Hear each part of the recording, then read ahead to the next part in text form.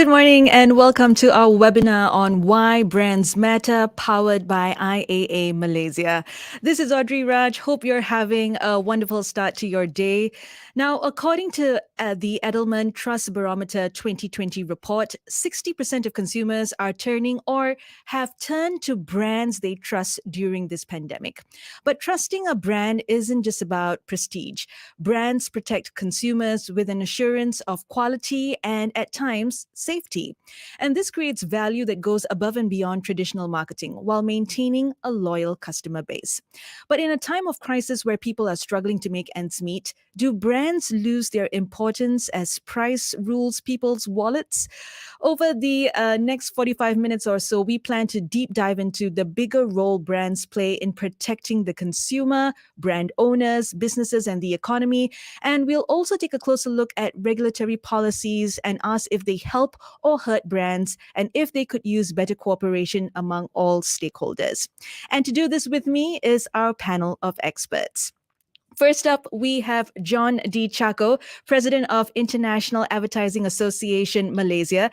John here is a veteran in branding and marketing with over 35 years experience working alongside Kraft and Coca-Cola across multiple continents and cities, as well as Proton and LeapEd upon his arrival back in Malaysia some 10 years ago. Good morning, John. Good morning. Hi, Audrey. Hello, John. Now, Hi. next up is Tuan Hamza bin Mahadi, Head of IP Section at the Enforcement Division at the Ministry of Domestic Trade and Consumer Affairs Malaysia. Now, Tuan Hamza's division is the lead agency in enforcing domestic trade laws and consumer rights, as well as to provide protection against malpractices, especially in relation to IP rights and consumer protections right here in Malaysia. Selamat pagi, Tuan Hamza. How are you? Pagi, Ms. Audrey. Thank you very much for inviting me. Thank you for being here. We also have on our panel today Koo Bee Ling, Managing Director of JTI Malaysia. Now, Bee Ling was appointed MD earlier this year after taking on various leadership positions at JTI's global and regional centers as well as in markets. Good morning, Bee Ling. Good morning, everyone. Thanks for having me. And last but not least, joining the panel is Samir Dixit, Managing Director of Brand Finance Asia Pacific. In a global career spanning over 30 years, Samir has worked across industry segments including, and bear with me, FMCG, retail, hospitality, F&B, telecom, pharma, healthcare, and the list continues. Doesn't it, Samir? Welcome. Thank you, and glad to be at the panel.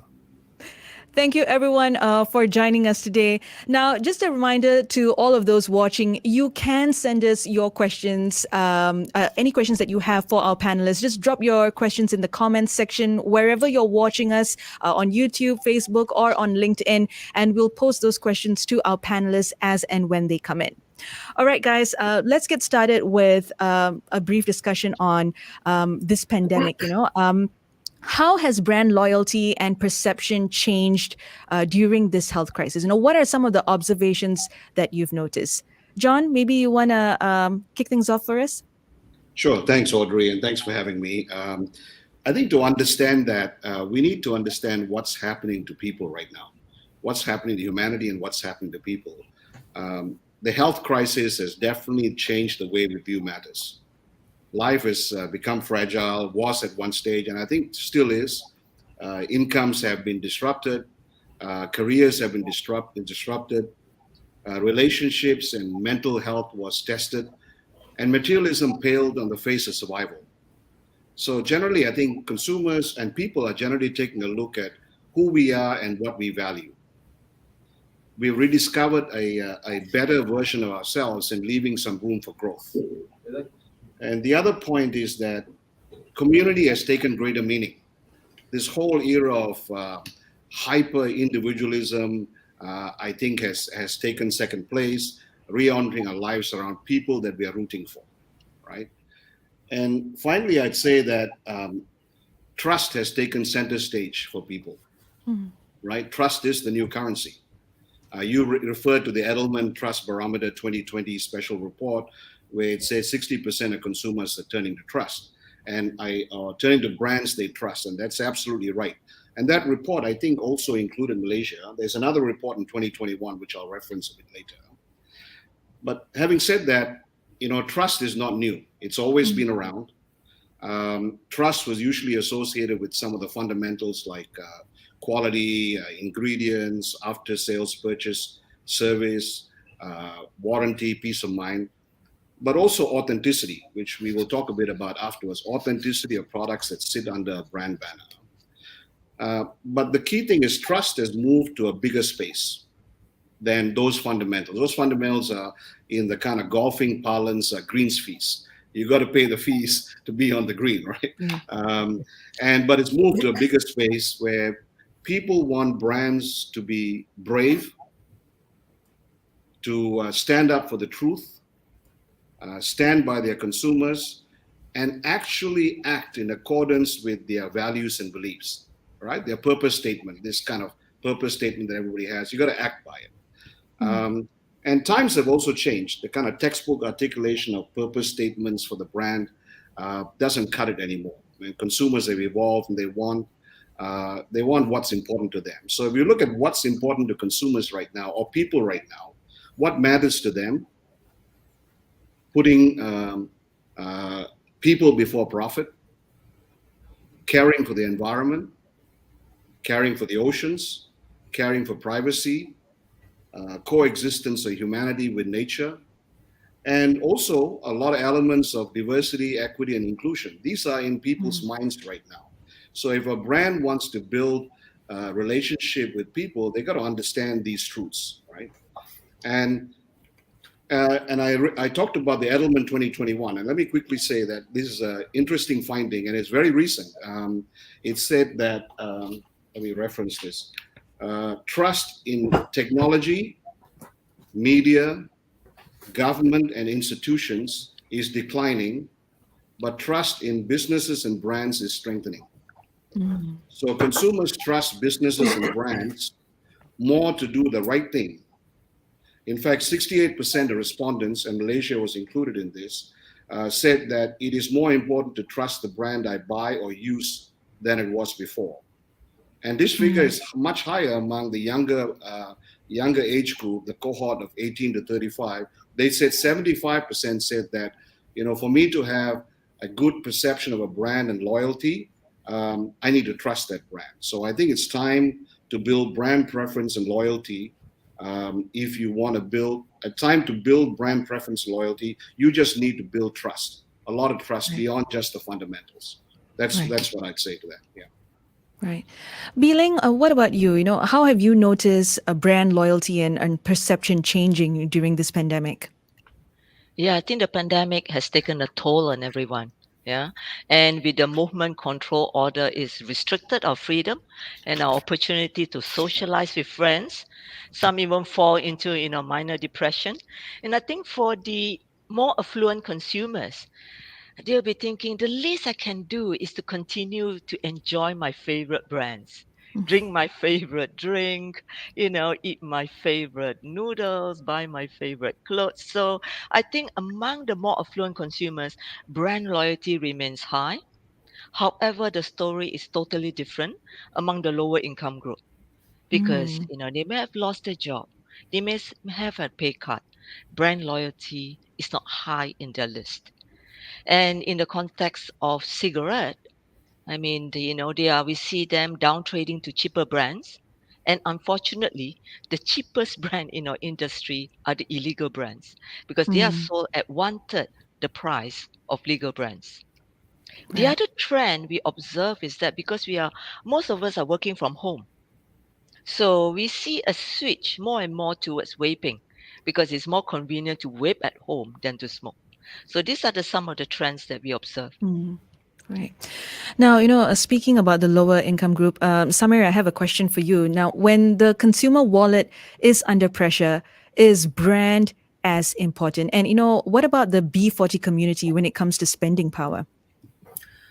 I think brand is always important, irrespective of the segment, whether it's B40 or M40 or T20. It really doesn't matter because brand is present everywhere. There are different brands in different categories, so the importance of it is still just the same. So what happens during a crisis or when you have some pressure on the wallet is people tend to do two things. either they reduce the consumption of a particular brand. So earlier, if I was using it, 3 times a month or 3 times a year, I might cut it down, or they would like to switch. Now, the switching entirely depends on how loyal they were to the brand that they were using historically, and do they find a similar brand elsewhere. So when they switch, again, they're switching to a brand. They're not switching to anything unbranded. They're not switching to a commoditized product which has no brand on it. So the brand will always remain important no matter which segment they operate in. Right. Now, I also want to touch on e-commerce because that's really, well, mixed things up over the last 18 months or so. And it's been happening for about 5 years, but, it's just pretty much accelerated over the last 18 months. E-commerce platforms now offer new forms of competition for brands, namely affordable goods from foreign markets like China. How can brands strategize to compete in that case? John, maybe you want to take this one? Sure. Certainly e-commerce transactions have ballooned during the pandemic. And when accessibility of products via conventional methods was limited. And it has ballooned for me as well. And I am in the e-commerce segment more so than I was now. It made lives better and more convenient. And I believe it's here to stay. Just like work from home or hybrid version of that, it's here to stay, right? So we got to be realistic about that. It has certainly increased competition for brand owners with the whole array of brands that or unbranded choices that are available. But the old saying applies here on the kind of horse racing parlance. It's horses for courses, right? It depends on the category of expenditure. For example, one area that I was very engaged in was gardening, home gardening. And I bought a lot of things on the marketplace platform related to gardening. And for me, when I looked at that, it wasn't so brand oriented. It was more so getting the right tools I needed, getting the right plans, and price was important, right? So it's more around that. But if you look at things that are around healthcare that affect your health, or consumables for that matter, I think guaranteed functionality and safety becomes really, really important. A case in point is this headset that I'm using right now. And I remember when I had a conversation with you some weeks ago, you said, you need a headset for this, right? And so I looked at the marketplace e-commerce, and, there are headsets for 35 ringgit, and they got the coolest functions you can look at. There's all sorts of functions that I couldn't really interact with, right? But I went out to a store and ordered it for 150 ringgit instead of 35. Not because I have money to spend, but really because I wanted the guarantee of functionality for this event. I didn't want something that didn't work, right? So it's horses for courses. You got to find things that are based on what your needs are.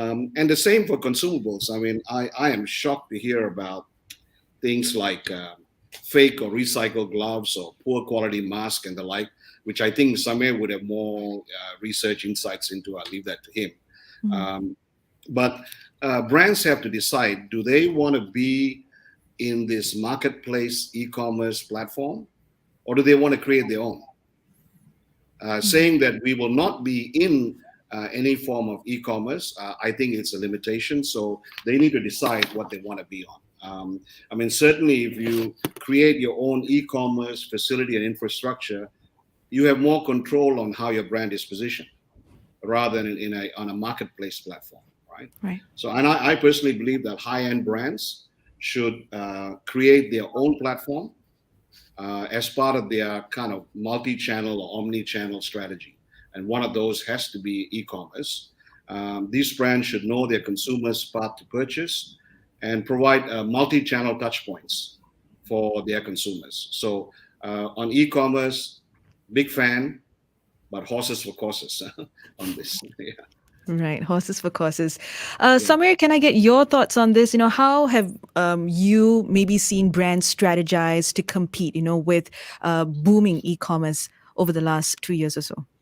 I think fundamentally, e-commerce is here to stay. So there's no shying away from it. The sooner the companies and the brands adopt it, the better it is for them.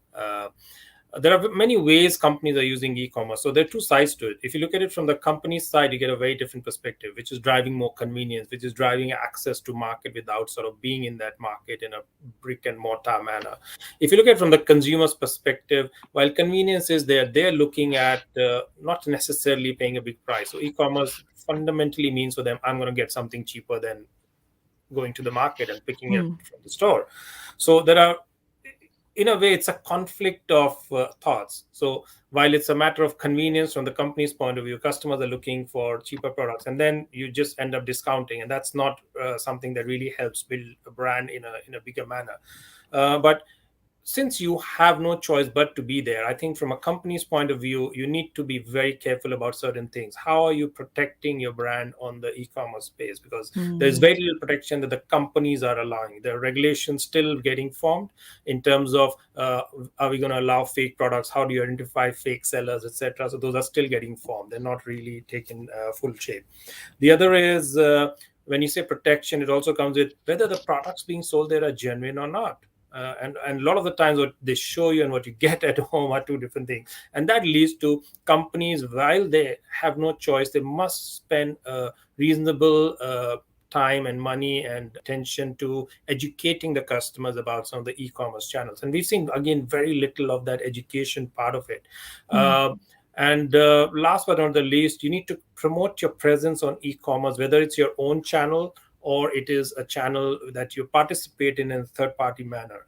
And I think that promotion part is important. So if you buy an apple from a third party e-commerce channel, you know that it's either a second hand set, or you know that it may not necessarily be absolutely genuine sometimes, or it may be something that's come from the gray market. But if you go Mm. to the Apple store, you know that what you're getting is 100% genuine. So that education part is again very, very important. It is a double-edged sword. You just cannot live without it in today's day Mm. and age.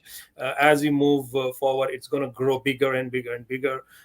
So I think putting some ring fencing factors, making sure that your brand is reasonably protected in that space with the lack of regulations, are some of the things that I would say would become very, very important. Have some sort of a protection strength index for your brand, which says in the e-commerce space, this is how I'm going to protect my brand versus when I'm Mm. actually in the brick and mortar space.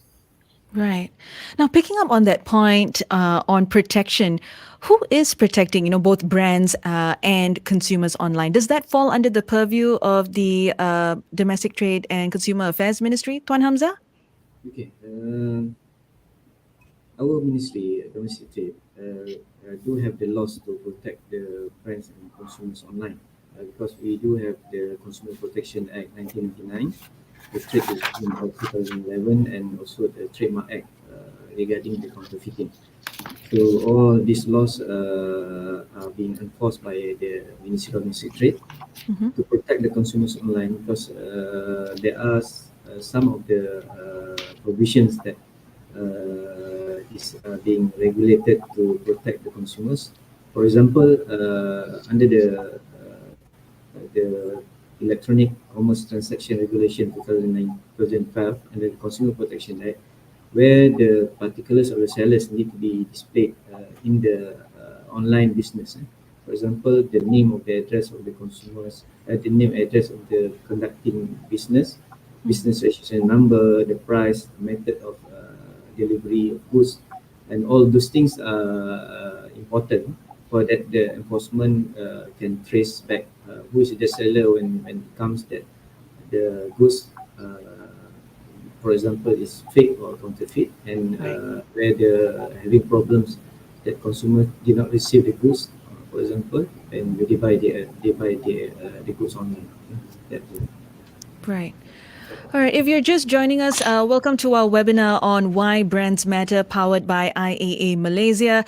Just a reminder that there will be a Q&A session before we close our webinar today. So if you have any questions for our panelists, please feel free to drop them in the chat box, and we'll be sure to get to them before we end today. We already have a few questions coming in from Facebook, but while we are still on the point of regulatory policies, what are some of the issues faced by brands when it comes to stringent regulations that may stifle brands in the process?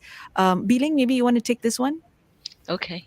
Now, brand matters because they help consumers make informed decisions. Yeah.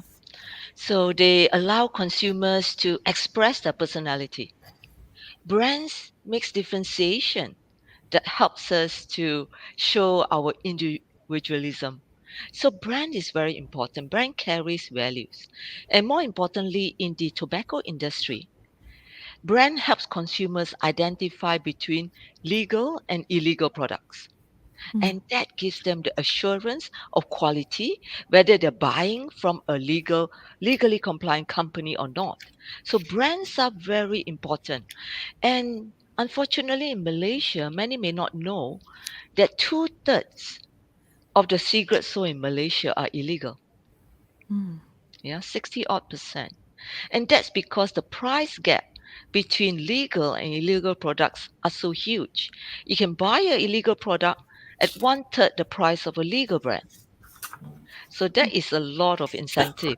That's why brand equity plays a strong role in combating the illicit trade. And if we have highly restrictive marketing, well, first of all, the tobacco industry is already highly regulated. If you have excessive marketing restriction, over time, you're going to diminish the brand value. And Mm. without branding, we are basically selling a commodity. So it's a race to the bottom. The cheapest price would win. So it's going to incentivize cheap operators operating at the minimum standard, not giving back. They will not be investing in innovation, in brands. They are not investing in employees and not giving back to the communities. So brand matters because brand owners contribute a lot to the society at large. And also, Mm. not to mention, we contribute a lot in tax revenue. So the government has lost a lot of tax revenue to the illicit. I will talk a little bit about that Yeah. later. Yeah, we will touch on that a little bit Mm. later. But Summer, Sorry, one last point sorry. that can, if I may add, is that, I mean, don't forget, if 60% of the market are not even complying to any regulation at all, what purpose does excessive marketing restrictions do? All the objective for excessive marketing restrictions would not reach its objective except to help the illicit trade. Mhm. Now, Samir, at the top of this webinar, when I introduced you, I said, you've been part of of every other industry, from FMCG to telcos, pharma, healthcare, and all of that. Maybe you can give us a more general point of view about how stringent regulations may stifle brands. Of course, I think first of all, it's important to set the context for this. Brand is an asset. Every brand is an asset, and just like an asset, it has a value. So the first thing that gets impacted, no matter what you do, whether you do less marketing efforts or there are more stricter regulatory restrictions, what gets either destroyed or gets enhanced is the value of the brand as an asset. So I think that's something that's completely missing from the regulators' point of view. When they're driving these regulations, what they're thinking about is more health benefit, for example, when it comes to cigarettes or sugary products or some of those other areas where some of the restrictions have been put in as an early stage. So they're not really thinking about the economic deficit or the economic destruction the brands actually are going to be suffering. And just to put that into context, I mean, Apple is worth $260 billion today. So any restriction that's put on Apple as a brand will destroy some of that value. Even if it's 10%, then you're talking about $26 billion, if not more. Petronas is worth $12.5 billion. Maybank is worth $3.6 billion. So any restrictions that are put on these brands will end up impacting that. We did a short analysis on just one category, which is beverages, just to understand the economic impact of the regulatory restrictions on them, what were to happen. And that came out to be upwards of $260 to $280 billion. Now, putting that into context, that means by that one decision, you wiping literally the size of the economy of Singapore or Malaysia. So that's the size of the economy of the countries. And that's how regulators have to start to look at it, saying, what is the economic impact that this brand is going to have? The restrictions are going to have on the brand as a whole and the category as a whole. They cannot just be driven by a health context, which is where some of these restrictions are coming forward. The other problem with some of these restrictions that brands don't like is it for established brand, while it creates monopoly, for it also prevents new entrants from coming into the market if there are any restrictions on advertising or communication. So it, in a way, you're also promoting monopoly for existing brands, which is not a healthy market situation to have in the market. Also, Definitely. a lot of the money and investment has gone into some of these things. I mean, take some of the cereal brands, and it's very hard to find a cartoon character on a cereal box anymore, because the regulatory restrictions have said you cannot be enticing kids in that manner. So those need to go away. And again, what happens to brands like Walt Disney, for example? They have massive royalty income by licensing those brands to the external third parties, or characters that the FMCG brands have created for themselves, invested heavily over the years. They all just disappear. It also impacts the creative industry, which is again a very related industry, and there is about 65% higher income that is given to the creative industry should the brand alignment be there, of people in the creative industry which are more brand focused.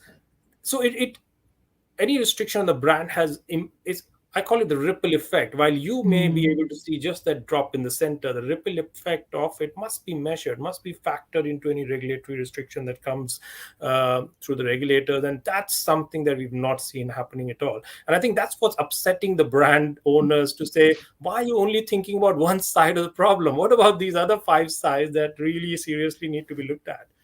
Right, right. Thank you, Thank you. Samir. Thank you for that, Samir.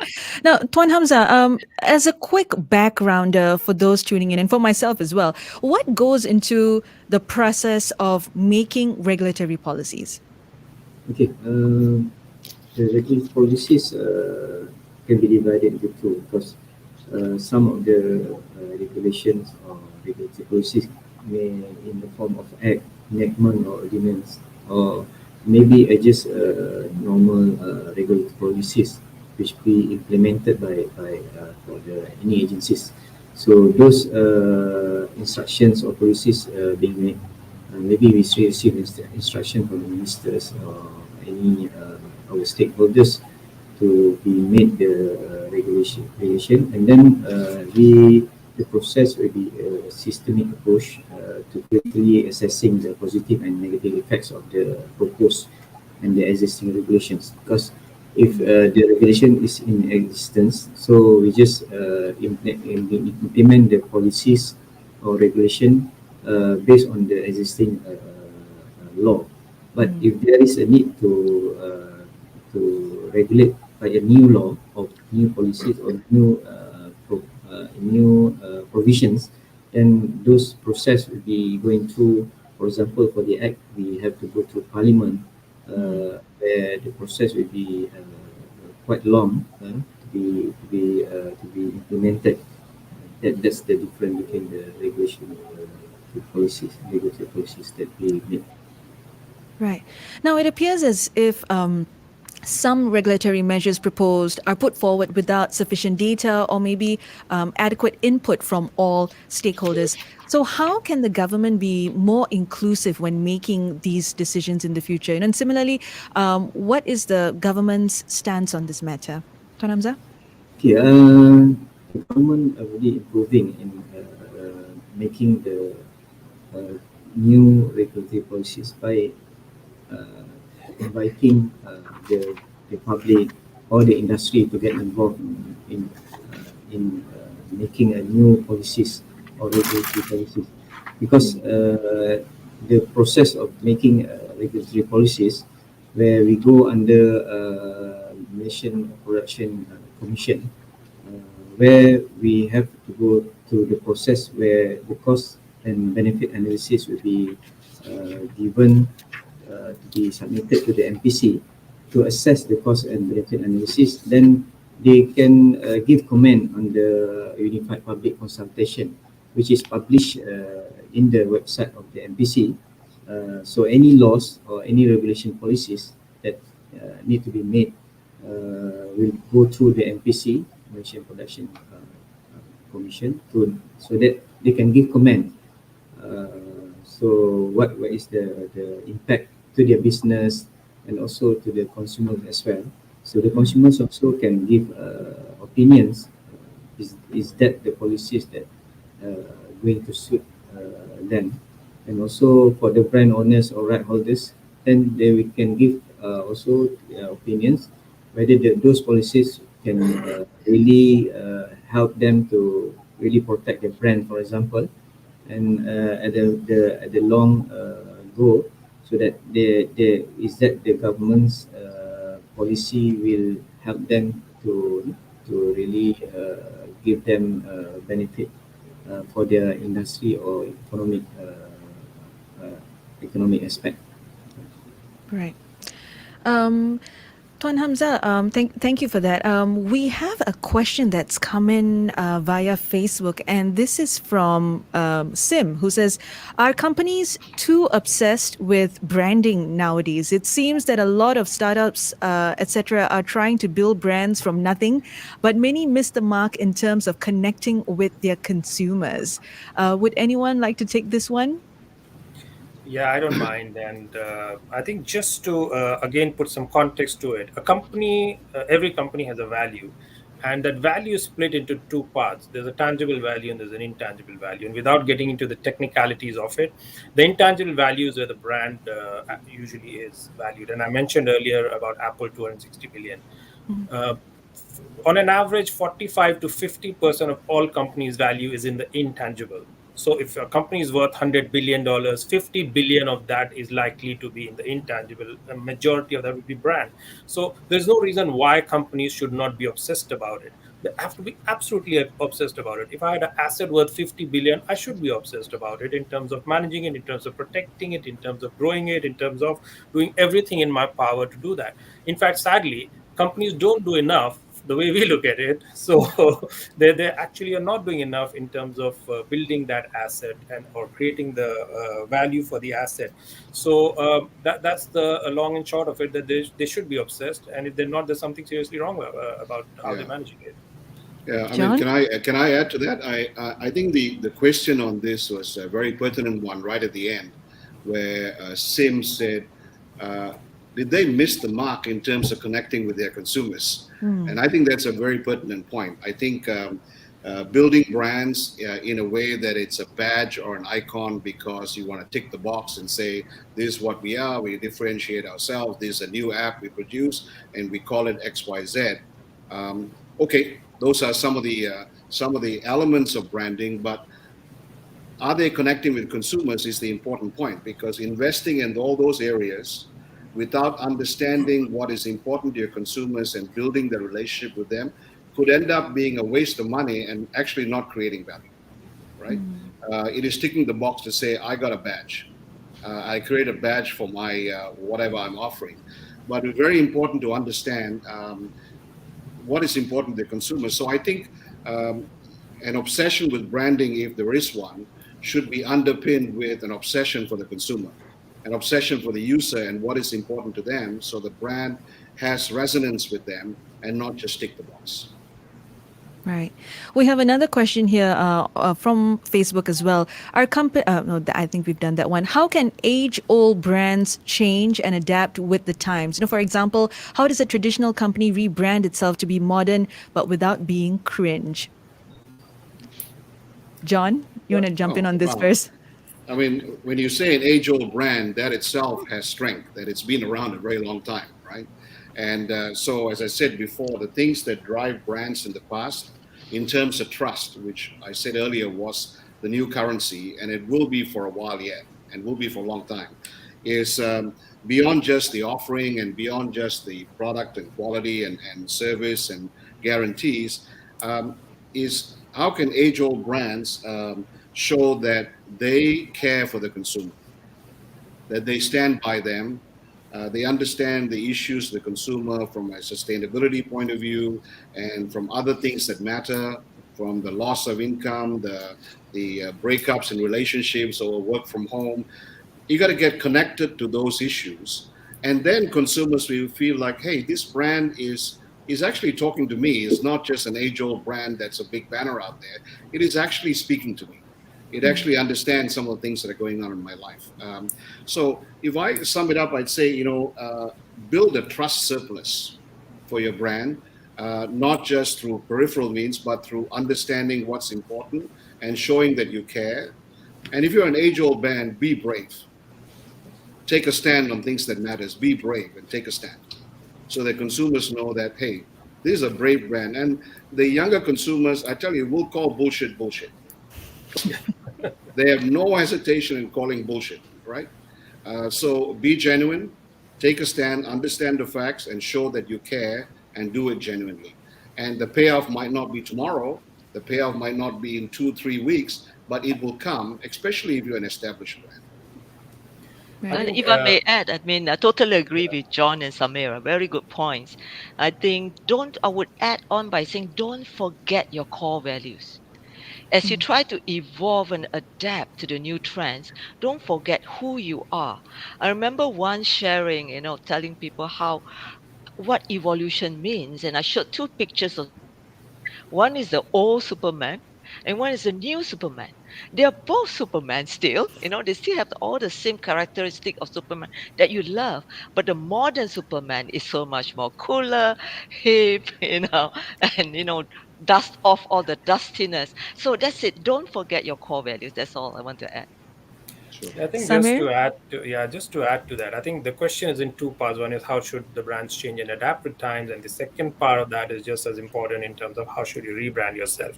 I think the adaptation part is the short answer from our point of view is just remain relevant to your customers. The day you stop being relevant to the customers, you just lose all your business. Yeah. And I'll use two examples. One is Kodak. We all know how film roll cameras became irrelevant, and with the introduction of mobile phones, etc. And that's an age-old brand. We've all sort of grown up with it, and they stopped being relevant. They're catching up now, but that's the problem that they faced, and it's made them suffer. The second one is Apple, which is the most modern brand today, and they have also become irrelevant, some of the products, in many ways. Take iPod, for example. How many of us still use it? It's everything is on the phone nowadays, so that device itself has become irrelevant for the customers in many different ways. So it doesn't matter whether you're a new brand or the old brand. I think the relevance is most important. What role are you going to play in the customer's life is very, very critical. Second part of the rebranding, I've seen so many of these go wrong all the time, because you just tend to rebrand because sadly the people who are managing the brand or the owners of the brand are just bored of looking at their own logo because it's been there for 50, 60, 80, 100 years. Sorry, just get used to it. The customers are not bored of it. You are, and that's not the reason for you to rebrand yourself. That's the silliest reason in the world. If you want to rebrand only because you're reinventing yourself, not just because you're bored of looking at yourself the way it has been. Yes, you can refresh it. So refresh and rebrand are two completely different things. So I think these are the finer areas that some of the brands or brand managers or even the owners in the SME sector, they don't really understand some of these fine lines, and they tend to be swayed by either misconstrued notions of their own, or someone coming and misguiding them sometimes without offense to anyone. It happens. So I think relevancy is one most important thing. And then if you want to rebrand, make sure you reinvented yourself just the same. Thank you for that. I hope that answers your question, Sim. Now, moving on, and just a reminder before we do, you can send us your questions for our panelists. Just put them into the chat section, the comment section on whichever platform that you're watching us on, Facebook, LinkedIn, or YouTube, and we'll get to them before we end today. Now, coming back to the topic of contraband and counterfeit products, they are still on the rise in Malaysia with no signs of abating. Tuan Hamza, is this an issue at a policy level, or is it just poor enforcement? It is we have room for improvement for both the policy level and the enforcement aspect, because this need to be, we have to catch up with the syndicate, because they are using sometimes more advanced, more futuristic ways of doing all this counterfeiting, because nowadays the technology is becoming very might be improving. So, for example, the counterfeiting can be made just in a small room or small house. For example, not those days before they need plant to do that, and also some of the very poor counterfeiting quality of the counterfeiting products So this is the aspects that we have to improve on the policy. What is best is for the industry to give feedback to us, Mm. the government agencies, what are the things that need to be improved, and give some of the opinion and the recommendations. And then the aspect of enforcement, I think the enforcement really have to go to jointly cooperate between the agencies to be make it more efficient. Mm. And I do not deny that this is already being it's already been in place, but it need improvement from time to time. Right. Now, Bilang, as a part of an industry, being part of an industry that is heavily impacted by contraband and counterfeit products, what do you have to say about this? Well, firstly, I want to say that the illicit cigarettes leads to a tax revenue loss of about 5 billion ringgit to the government. And I'm talking about billion with a B. So that's Mm. a huge amount of money. Imagine what the government can do with this money in the post-pandemic recovery plan. Yeah. So it's a huge problem. I think both policy and enforcement are equally important. But first, I must applaud the government for coming up with very good policy and strong measures beginning of this year and forming a multi-agency task force to tackle illegal cigarettes. And we have seen some positive results. At the high, it has dropped from a high of 64% illicit in December last year to 58% in April this year. So 6 percentage drop. So that is a very good start. But we cannot be complacent because it's not a one-time off fix. We need to be consistent and persevere. And in terms of the enforcement at the trade level, I think we need to do more. We also need a multi-agency task force to work together between the domestic trade, consumer affairs, royal custom, royal police, and Ministry of Health to work together to enforce this. And the fine also got to be hefty. I mean, if a retailer get a small fine once every few years, they'll pay the fine today, they'll start selling again tomorrow. So it doesn't, do any good. Yeah. So I think it is a long haul, but the price is too big for us to ignore. So it's Mm. something that I think is in the benefit of the government and the benefit of the local businesses to work together to tackle this problem.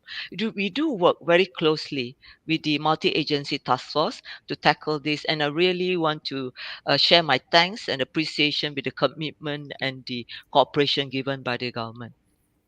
Right. Thank you for that, Bilang. So now, what are some of the best practices that we should be adopting? Tuan Hamza, you want to start with this Okay. one?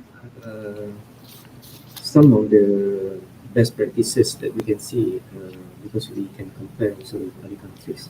Uh, those best practices, for example, now, we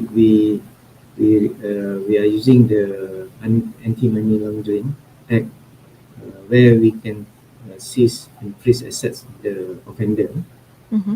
where we do admit that the source of their income, uh, we can be in being deposited in the account in the bank, and also in form of asset when they're buying the asset. So when we freeze and seize the assets or the money which deposited in the bank, so we can cater it for at source level, where they are being very detailed to them, because their money being freeze. So that's one of the best practice that we are doing now, Mm-hmm. based on the counterfeiting offences. And also, I think the joint cooperation is what is Ms.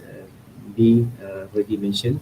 That one we have to enhance the cooperation, because this involves quite many laws also. With the agency, because Ministry of Health also have their own laws. The custom, Royal Malaysian Custom already their own laws.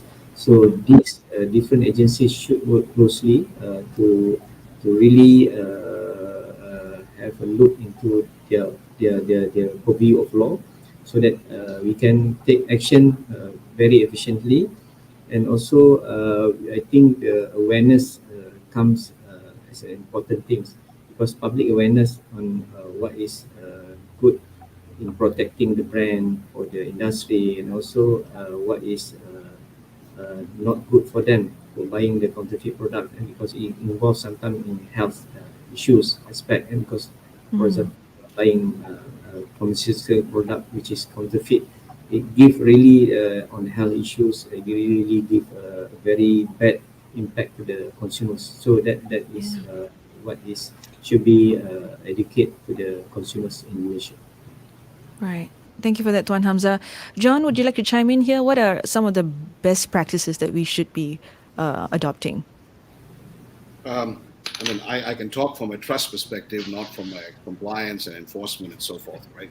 I leave that to Tuan Hamza on that, but I do have a point on that bit later. But I mean, here I take an example of a brand, right? I'm going to mention a brand here, Nike, right?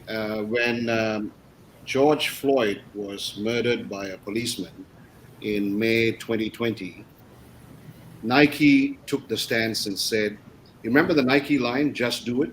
Yeah. Which we all use in our everyday conversations, just do it. They went out and said, for once, just don't do it, right? That showed the values of the brand. For once, just don't do it.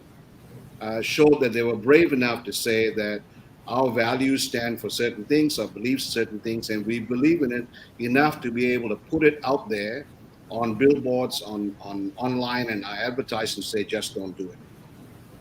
Now, that made me ask the question, when Kisona Salvadore, I think after her loss to Japan, right? Have I lost audio? No, we're good. We're good, Yeah. John. And there was a derogatory racial message about her that went online. Shocking.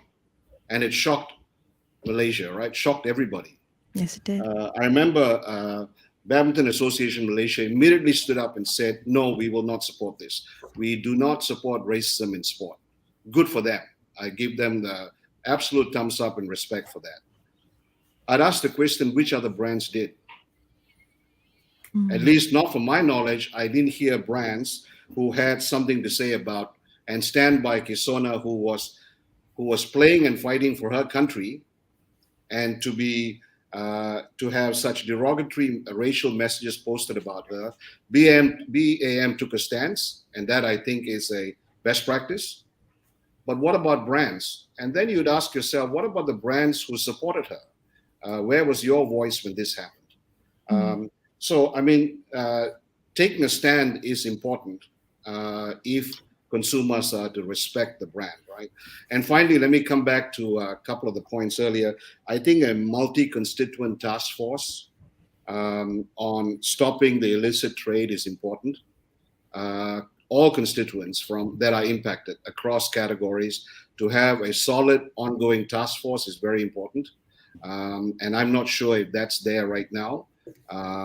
And secondly, I mean, we do need regulations. You do need intervention by authorities, right? You can't just keep going as it is. But those things have to be done. I mean, they're a referee on these regulations. They're going to be done with constituents in consultation to find out what are the restrictions that are really good for people, and what are the restrictions that may eventually actually provide fuel to the illicit trade. And brand owners know that. Custodians will know what provides fuel to the illicit trade. So I think the thing I'm talking about here is having a ongoing multi-constituent task force to assist enforcement, to assist the ministry, assist the brand owners, and assist everyone involved to stop this illicit trade, which is it's just going to spiral on and on. I mean, the 60% just blew me away. It almost to a point I wonder if it's 60%, then some of it must be sold at regular prices, right? And therefore earning a lot more, and I could be wrong, earning a lot more. And this is the money that the government should have in their coffers as tax revenue, and somebody else is just reaping it, doing the wrong thing, doing something illicit, and reaping the benefits of it. Yeah. So that's what I put down as Biling. best practice. Thank you, John. Yes. Biling, you're Well, nodding away. yes, there's no magic bullet. Yeah, I think the government knows what needs to be done. So for me, the short answer is stamina. Hmm. It is a long-term battle. So you need perseverance and you need consistency and the will to see it through. The price is big. It's going to be worth it. Samir, what about you? What are your thoughts on the best practices that we should be adopting? Well, I'm just going to rewind a little bit, and I think everyone has talked about illicit trade, and I think that's a very very important reason. But since we're talking about brand and we're talking about restrictions, it's not about illicit trade. It's about all these restrictions that are put into place. They deny the fundamental right to choose from a customer's point of view, and there's no reason why a regulator should be denying the fundamental right to choose. That's the underlying fact of it. I presented various forums, and what I gather is what happens most of the time with these regulations and how they come about is people tend to follow each other. So when we talk about best practices, that's actually a very dangerous word, specifically in this case, because if you tend to follow what others are doing, you may not necessarily be doing it for your own reason, and that's very important. I mean, take Singapore for example. Banning chewing gum was a reason that was perhaps applicable to Singapore at a point in time. Doesn't mean the whole world should go and ban the chewing gums, for example. So you must do it for your own reason, and that's the most critical point in this: is what challenges are you facing as a country, and why are you doing it? Not because WHO is forcing you to do that. Look, let WHO handle the education part of health, neglecting people's health. And if they're not doing that, that should not become your problem in terms of bringing in regulations to ban things that fundamentally should not be banned. So that's one side of it. Do it for your own reason and don't follow others. The other thing is restrictions don't really solve anything. As we have talked about it, they actually magnify some of the other related problems that go around it. There's again enough evidence in the world that talks about, and since Beeling is there and we talked about cigarettes at the beginning, is there's enough and more evidence in the world that shows those restrictions did not work at all in terms of reducing the consumption. At the same time, it caused many other related problems like illicit trade, black marketing, fakes also, for example. And so you did not solve a problem, but you created many more for yourself as a way of bringing in a regulatory change that wasn't really perhaps thought through from a industry point of view. It was very regulatory perspective, so that multiple perspective. Now we've seen again what regulators tend to do is, oh, we've done the research with the customers and now everyone says that this should be done. Hold on, when you're doing a research with the smokers, right, how many smokers who want to participate in the research that fundamentally is trying to understand should we ban it or not? Highly unlikely. So then it's a very skewed sample where 90% of them might be non-smokers who say, yes, that's a great idea, fantastic, we must ban it.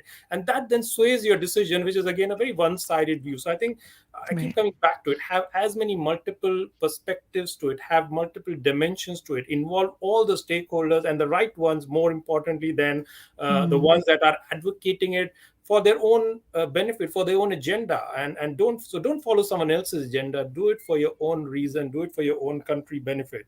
And no research in the world can tell you what can be. So when you do the research, you need to be very sort of you need to take it with a pinch of salt to say, is it really telling me about the future, or is it telling me what historically has been there?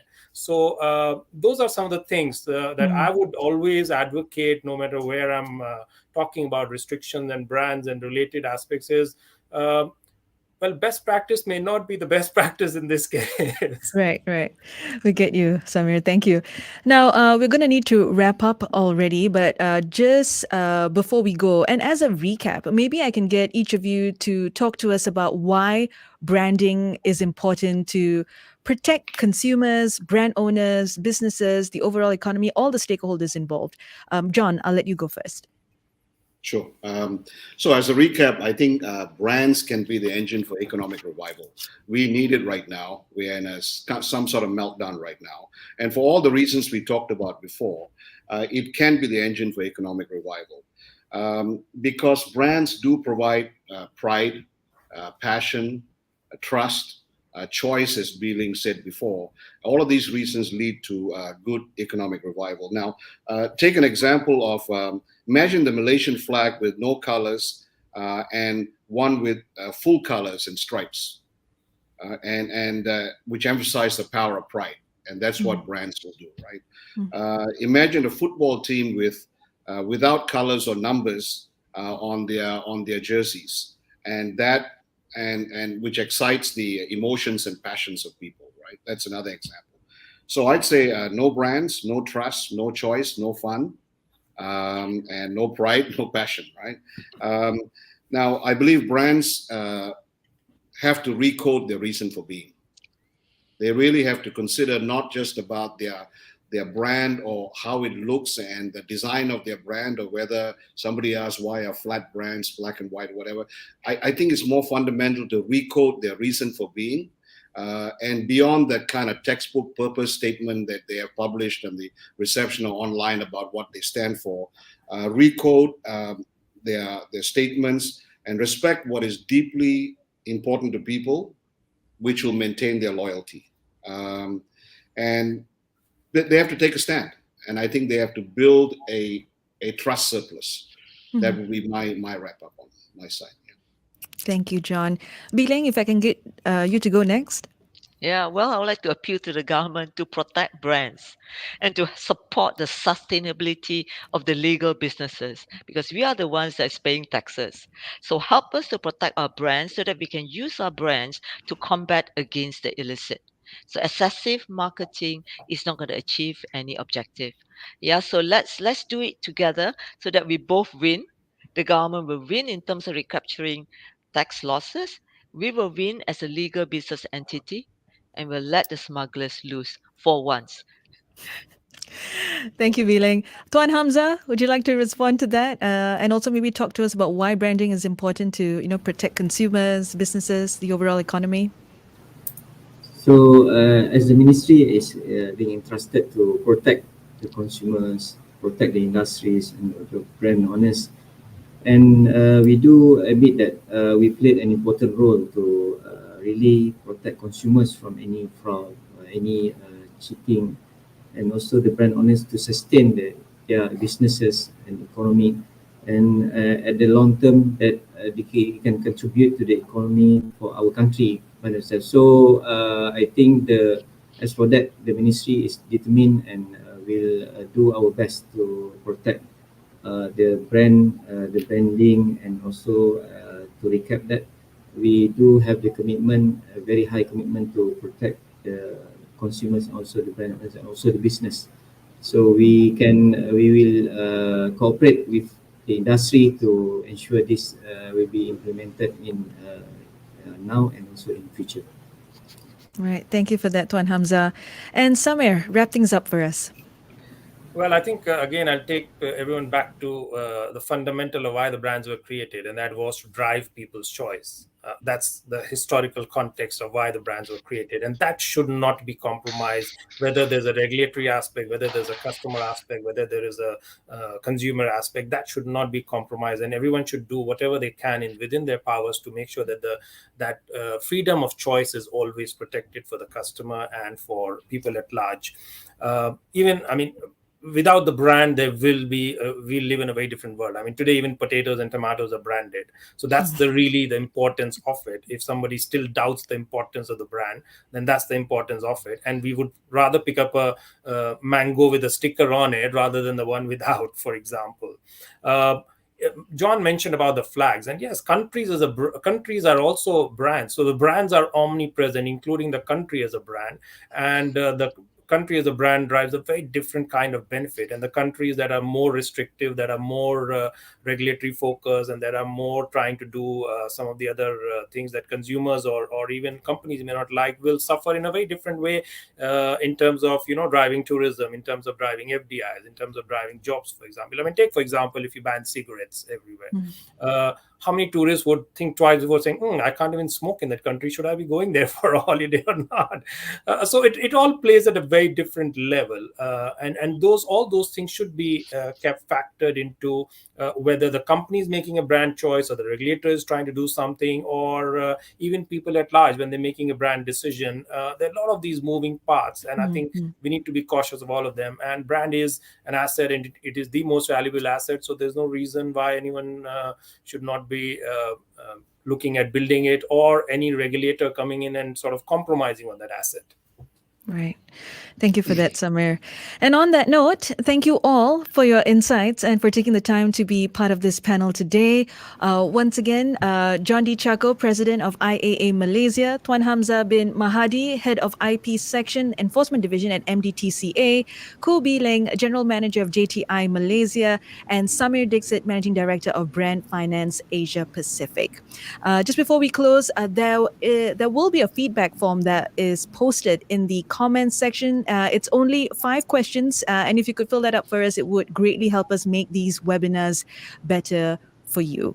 Thank you once again for joining us, and that is a wrap. On behalf of IAA Malaysia, thank you for joining us. This is Audrey Raj for BFM 89.9, the business station. Thank you. Thank you. Thank you. you.